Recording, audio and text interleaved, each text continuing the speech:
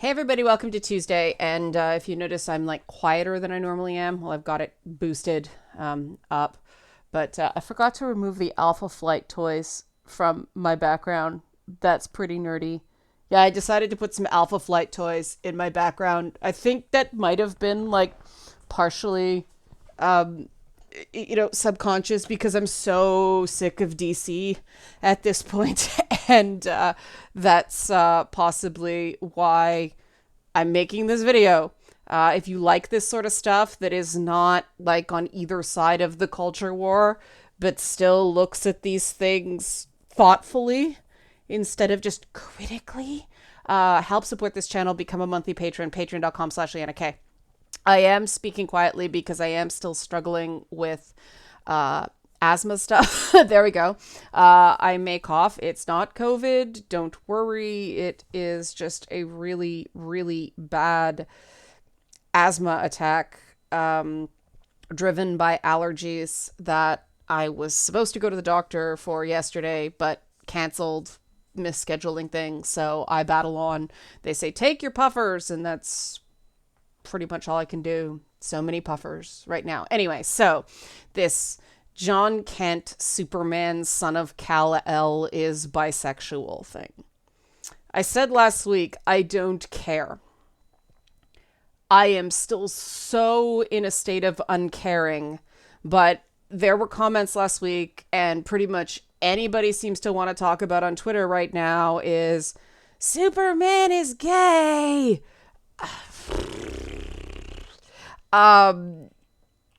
My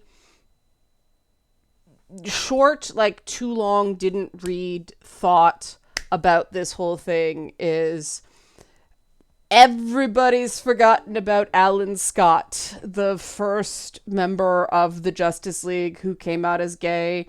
It was only like March of this year, first Green Lantern, co-founder of the Justice Society. Actually, he was a Justice Society. He was a Green Lantern. Green Lantern's canon, but he was the Justice Society Green Lantern. But yeah, he came out as gay. It's sort of, if people watch Doom Patrol, it's the Larry Trainer thing, where back then you didn't come out as gay. So Alan Scott actually came out to his kids, and it was a good story, and it didn't cause this attention. And why? Because Alan Scott, being gay, is not going to sell rainbow logo Superman and or Batman t-shirts. And that just craven, cynical reason why DC is doing this is the reason I don't give a fuck. Anybody that's watched some of the streams I've done with Nerdette Newsstand, or on Robert's podcast that I do on some Friday nights, streams, Tristan streams, stuff like that, knows I really liked what they're doing with Tim Drake. I thought that one makes sense. I thought it was well handled. I thought it was cute. I thought it was appropriately awkward. This Jon Kent Superman thing, again, I have to not care, because if I start thinking about it too hard, I get really, really, really pissed off. And that's why I preface it by saying I thought the Tim Drake thing was really cool. And I'll defend the Tim Drake, going on a date with a boy storyline. I will defend that. I thought it was really well done. Felt very real to me. The thing I don't like about the Jon Kent Superman thing is the image that is being splashed all over the place by left-wing news, right? Is a picture of Jon Kent Superman, like openly sucking face with, what's his name? Jay Nakamura or something like that. But, I could be confusing it with the character from Gabriel Knight, Grace Nakamura. But anyway, the guy's got pink hair. And the issue I have with that is Jon Kent is supposed to be a teenager. He's like 17, 18 years old. I have always had an issue with this storyline of calling a 17-year-old or an 18-year-old, a man, I know you are legally of age, but in the US you still can't drink. Calling a teenager a man is just taking away an important stage of development. You cannot expect teenagers to act like completely grown men. It's not fair to force that upon teenage males. And I think that a lot of young men, teenage men, teenage boys. See, we don't even have a vocabulary for that age, right? But I do think a lot of 17 and 18-year-old men get taken advantage of by various people when it comes to sex and sexuality, and they don't have words for it, and they don't feel like they can identify as someone who has been unwillingly hypersexualized or even sexually assaulted or harassed. And so they end up really, really screwed up for life because of this. And to me, if the Jon Kent character were female and people were making this big hullabaloo about the sexuality of a teenage girl, we'd say teenage girl there, right? 17-year-old teenage girl. Though, young adult, teen, female teen, feminine teen. The language is just such a mess right now. But if Jon Kent were female, we'd probably all be going, yeesh, should they be sexualizing this character in this way? Brazenly, cynically, for headlines? No. So why is it okay to do to a boy? Because he's a boy. And boys are supposed to take on elements of manhood long before they're really ready. And that is a problem. It is, the same problem that I complained about Riverdale, where they had Archie sleeping with the much older Mrs. Grundy, and that was just scandalous CW stuff and not, a complete abuse by a teacher of a student. Because it is. I don't care. Oh, he was 18 at the time. I don't care. In principle, that's not okay. And I just feel like everything about this Jon Kent thing is sort of in that same area. Because he's male, because he's, presumed to be a man, there's all this stuff that if it were a woman or a non-binary person, it would not be considered okay. Now, again, this sounds like I care. I don't care only because this is not a real person. I say this only as an analytical thing because this is why I am not going, yay, go DC. I mean, full disclosure, I have a low opinion of doing this shit with legacy characters in general. I don't count Tim Drake as a legacy character now because for a lot of people, Tim Drake is the only Robin they've grown up with, right? Like, Dick Grayson's been Nightwing for a really long time. People have seen Tim Drake as Robin in Teen Titans and things like that. He's their Robin, so okay, fine. Jon Kent is not Superman in the eyes of most people. Jon Kent is Superman's son, if you've seen Superman and Lois. And my prediction is this will spill over into Superman and Lois because they don't have a gay character on that show yet, and it's the CW, and I have to admit, like, as much as I like Jon Kent is the embodiment of the sort of kind of privileged ally that I wish there were more of. And I would like the CW show to keep Jon Kent as that, because he is so absolutely wonderful with his brother's mental health challenges, and, you know, the all-American football guy, and then his brother, and spoilers, as they grow up, his brother's got this anxiety condition and all that stuff. And then his brother gets powers and he's not okay with it, but he is okay with it. And he helps his brother with this relationship with this girl. And then there's this girl he's kind of interested in, but it doesn't really go. And he doesn't seem that upset by it. And that's why I'm like, okay, there is this opening here that Jon Kent doesn't like girls the way he likes guys. You know, he's bisexual, leaning towards guys. It's an opening, so if they do it, I'm not saying it wasn't there. But I just really liked the modeling of a guy who seemingly had everything going for him, and he was compassionate to people who don't. I want there to be role models like that for white, straight, cisgender men. We desperately need that. I don't think they're going to stay with it, much to my chagrin. And again, it's not like it will come out of nowhere. There is an argument to be made that wasn't the character from the beginning. Maybe a story Bible will come out and it was in the character's like DNA from the beginning. My nose is going red. Allergies. But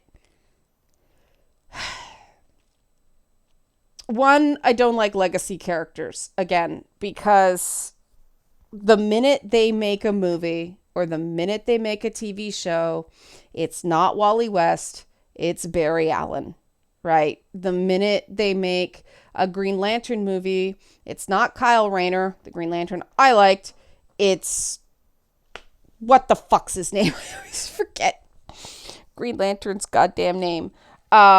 Because he's boring. Hal Jordan. Hal Jordan is fucking boring. I'm just gonna put it out there. He's a dated goddamn character from another time. Jon Stewart and Kyle Rayner are both more interesting than Hal Jordan, whose name I can't remember. I'll take a Jon Stewart Green Lantern movie any day. I'll take a Kyle Rayner Green Lantern movie any day. And we ended up with a shitty Hal Jordan movie. Even with Ryan Reynolds, that movie was shitty. Even with. And I mean, Ryan Reynolds' Deadpool, let's face it, he does not play that character straight. So I don't get why everybody's like, oh, first gay superhero, whoa.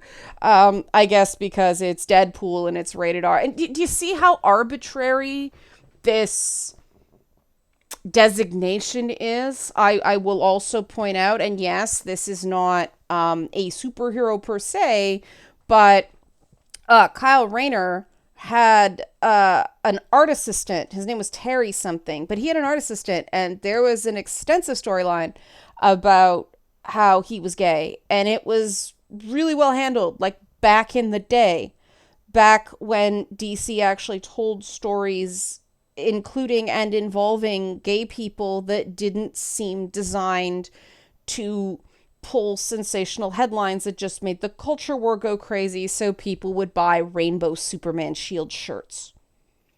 And I don't have a problem if you want to buy rainbow Superman shield shirts.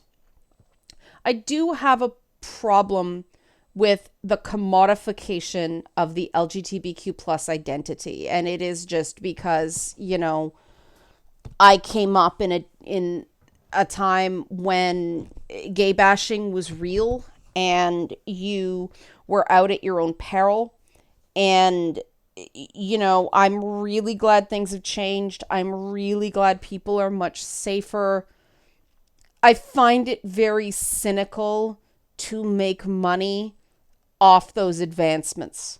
It's not, you know, it's not the FUBU principle that has, you know, black business owners selling stuff for, you know, for black people and earning money and, you know, getting upward social mobility because of that. It's major license holders who were heteronormative and many would say, I'll say, homophobic for a great many years, suddenly cashing in because now it's safe. That's my personal, I can't care about this, check another box because I do care about this. I'm going to be pissed off. I know a lot of people are probably not caring for other reasons. I want to touch on the people that do care because I don't have a problem with if you care. And I don't have a problem how you care. I don't care if you don't like it. I don't care if you do like it. What I care very much about is your reasons behind liking it or not liking it. That's where I may have to go time out on this one. Because I have an issue, one, with people who go, oh, Superman is for us now. Superman started off as the embodiment of the New Deal. I talk about on this channel all the time, just because a character does not share the same race, gender, sexuality, whatever, gender identity as you do, doesn't mean they can't be for you. I talk all the time about the male comic book characters I used as role models to save my sanity growing up because I wasn't thin or pretty enough to be a female superhero. It was Power Girl that was the breakthrough character that made me realize I wasn't fat. I just had huge honkers. Thank the art of artists like Frank Cho for that. Frank Cho's stuff. I cosplayed Catwoman and Poison Ivy before that. But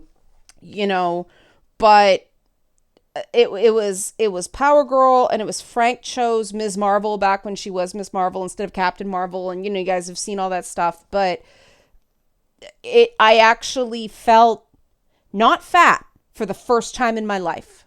But before that, I didn't feel like I could be those thin, pretty, Michael Turner, bless him, rest in peace, I'm not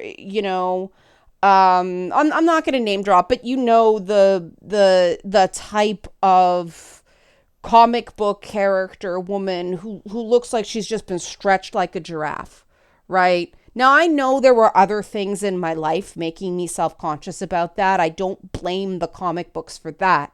I'm crediting certain books that embrace the thick to make me realize that, hey, I wasn't fat like the kids in school were calling me. I was thick. But before that, and the other thing was the inner personalities, the inner characters of these female superheroes, other than Poison Ivy and Michelle Pfeiffer's Catwoman, because I was like, yeah, these chicks are angry. At that point in my life, I understood that. I knew what it was like to be angry at the world and angry at the systems in the world. And that anger was connected to being a girl. As cheesy as that Tim Burton Batman Returns movie was, Batman Returns, right? The one with Michelle Pfeiffer and Danny DeVito as Penguin. As cheesy and as shitty as some of the dialogue is, Michelle Pfeiffer's scenes in that, especially the white picket fence monologue at the end, where she basically said, I would love to live in a house with a white picket fence with you, Bruce. I just couldn't live with myself. That spoke to me as a teenager. Did I think I looked at all like Michelle Pfeiffer? No, it was the character. And there just isn't enough diversity of female characters in comic books for me to connect to damn near anyone. And so the ones I connected to were the monster types, I really liked Big Barda. And Big Barda doesn't get used nearly enough. And Big Barda will probably never show up on a big screen now because Jack Kirby's New Gods and the Eternals are exactly the same thing, essentially, for different imprints. And so if the Eternals does really well, it'll seem like a ripoff of the Eternals, even though New Gods was first. If it bombs, well, that's it for that, right? But, you know, there are parts of a lot of characters I see myself in, and they don't look like me. Fewer and fewer of them look like me, because all the gingers are getting taken out of things, especially ginger women.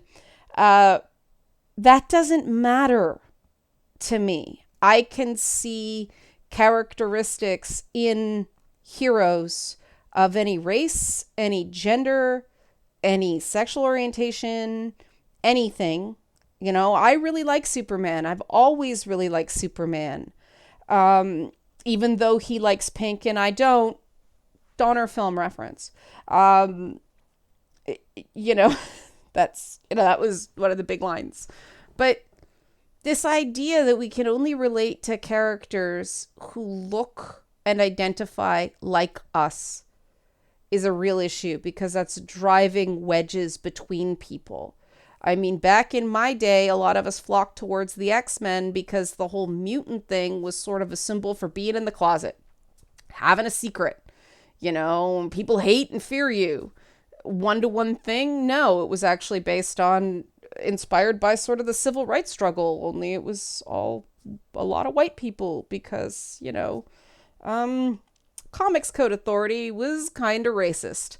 But, you know, there's another thing that why did Black Panther blow up? Because it was an original concept. Yeah, Jack Kirby created it not knowing anything about the 60s group, the Black Panthers. Jack Kirby was a unique guy. Brilliant. Unique guy. But Black Panther was black from the beginning. You know, they might make a female Black Panther, maybe not, but Black Panther's always going to be black. You know, whereas if you say Spider-Man, people don't think Miles Morales. Love Miles Morales, but you always got to do Peter Parker first and then introduce Miles Morales. I want characters that everyone can connect to, who look like different people and love different people and identify as different people, that everybody can see goodness in. This is how we overcome our differences. This is how we stop othering other people. You know, if people go and see even WandaVision, which I didn't care for, but people loved Agatha. Agatha's getting her spin-off series. Yeah. But if people really identify with Wanda, awesome, right? They have something. But do only women have to identify with Wanda Maximoff? I don't think so, considering, let's face it, the character was constructed by Joss Whedon, and there are all kinds of problems with that. I will check myself. On that one, that's a whole other problem with anything that guy touched. But we have that problem with other characters as well, right? There were problems with the Justice League movie because of that. And nobody calls out that stuff at the time because everybody drinks the Kool-Aid. There are right answers and wrong answers, and you better get it right. And this is why I don't care if someone really doesn't like the Jon Kent Superman. I don't care if somebody really likes the Jon Kent Superman. I care that the reasons for that are not, ew, he's not like me anymore, he's not for me anymore, or, you know, oh, yay, he is like me. I mean, the Jon Kent Superman is pretty much Superman's social justice warrior. It was deliberately a departure from Superman's thing. A whole bunch of people are jumping on the bandwagon now and making comments about it, and it's pretty clear they never read the book because he's almost a stereotype. at this point. Some of the things in the book were really well handled. Other things were preachy as shit. And that's part of the reason I really don't care. But I'm in my 40s. When, I was in my late teens, early 20s, I might have loved that preachy shit. Which is why if people are just like, I don't like the writing, or I don't like the sensationalism, or I don't like all the chatter, I don't like all the hype, that's cool. If people are just uncomfortable with too much, I get that too. Pace of change can be a challenge for certain people. If you're like me and don't like it because you feel like it steps on the Tim Drake thing, and poor Alan Scott. Hey, I'm with you. I probably don't care about it as much as you do, but I'm with you. But if you're somebody who is like, oh, Superman's for us now. Superman was always for you. Like, I don't know why somebody has to check every box for you to identify with a character. And I took the comments that some of you may have said, and then the people like, Superman isn't for me anymore. Same boat. Both arguments are inherently flawed. Because why do you insist on needing a character who's exactly like you? Hear me out on this, because people are like, but representation. I hear you. But hear me out. Superman, to me, is a character that has become the best dad in the DC universe, right? Like, that is what the Super Sons comic initially did so well, when Jon Kent was like this precocious 8-year-old. They ruined it to make Bendis happy, and then Bendis bailed out on the storyline, and now we have this. Part of the backstory is probably why I have a just a allergy to Bendis' stuff. There isn't, like, the logic stops at some point. Just, he's not my thing. But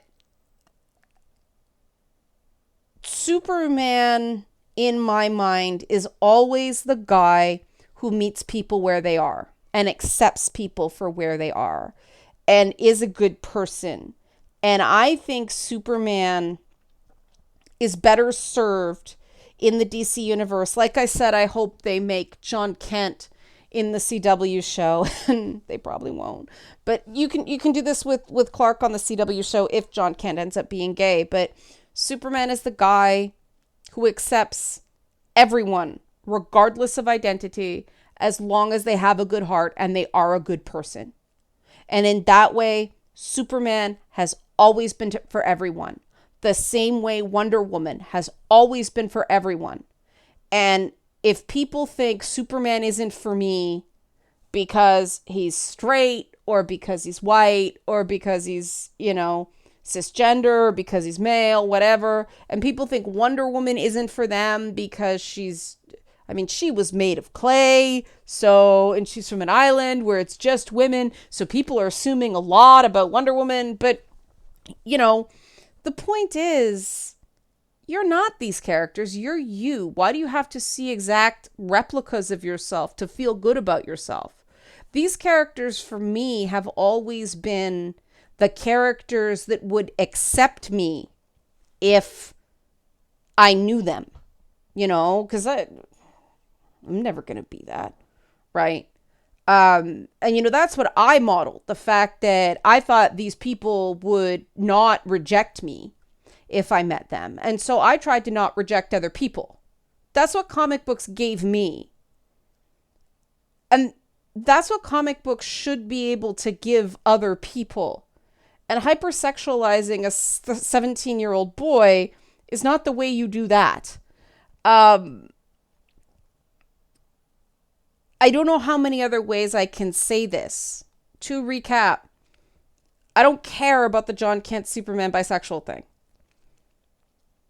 I think it is better to create new characters. Use the existing books to create new characters. They won't always work, but every so often you'll get Wolverine in a Hulk comic, right? Use them to create the amazing new IPs of 10 years from now. You know, we shouldn't only get a Miles Morales or a Kamala Khan as infrequently as we do. But we do because they're pissing around with these... You know, I won't say Jon Kent's a retcon because that's assuming his sexuality. But calling him Superman when he's not Clark Kent. Remember when Azrael was Batman? Remember when John Paul Valley was Batman? And everybody was like, yeah, Batman will be back. Bane broke his back. And they do this every so often. And it's a stunt. And it's impossible to just get worked up over. And, you know, I could get into the Harley and Ivy thing and all that stuff, but maybe that'll be a Feedback Friday thing. This all just seems so calculated to have the sort of straight cisgender white male mentality at DC, which is still the paradigm, fight with the white, straight, cisgender, you know, WSCM paradigm on the internet. And it's all just the assumed core comics reader fighting with the assumed core comics reader, and everybody else is occasionally allowed an opinion on the margins. And I don't give two hairy shits about that fight. I am done. I walked away from comics because people either thought I was a mouthy femidyke or a cheap slut, sometimes at the same time. I am done. I am glad I'm in gaming, where gaming is actually creating new IPs, where, you know, Jin Sake is Asian, and, you know, Adewale in Assassin's Creed is a black guy, and we can do this stuff, and they're new characters, and let's hope we get decent video game movies someday. Yay, video games. Fuck Big Two comics. Like, just fuck them so hard. I am so done. Mic drop. Help support this channel. Become a monthly patron. Patreon.com/LeannaK. Thanks for watching.